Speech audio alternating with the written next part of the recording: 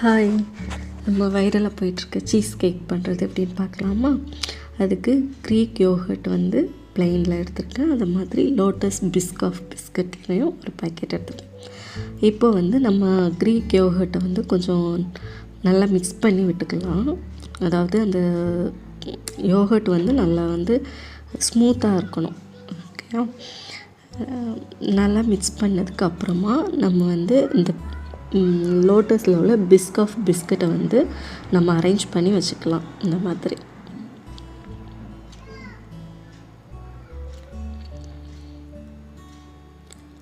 இதை அரேஞ்ச் பண்ணி வச்சதுக்கப்புறமா நம்ம வந்து மேலே அந்த சைடில் இருந்து லைட்டாக யோகர்ட் எடுத்து மேலேயும் லைட்டாக அப்ளை பண்ணி விட்டுட்டு நம்ம அதை அப்படியே மூடி வச்சு ஒரு 6 hours ஆகுது ஃப்ரிட்ஜில் அப்படியே செட் பண்ண விட்டுருக்கோங்க.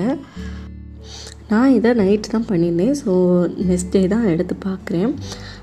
எடுத்து பார்க்கும்போது இது நல்லாவே செட் ஆகி இருந்துச்சு.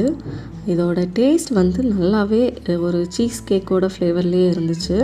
இந்த பிஸ்கட் வந்து ரொம்ப ஸ்வீட்டாக இருக்கும். அது வந்து இந்த ப்ளெயின் யோகர்ட்டில் சேரும்போது அந்த ஸ்வீட்னஸ் வந்து கரெக்டாக இருந்தது. சின்னவங்கள்லேருந்து பெரியவங்க வரைக்குமே சாப்பிட்லாம். யோகர்ட் இருக்கிறதுனால எல்லாருக்கும் ப்ரோட்டீன் ஹெல்த்தியும் கூட தான். ஸோ கண்டிப்பாக ட்ரை பண்ணி பாருங்கள். சிம்பிளான சீஸ் கேக் வீட்லேயே ரெடி. தேங்க்யூ.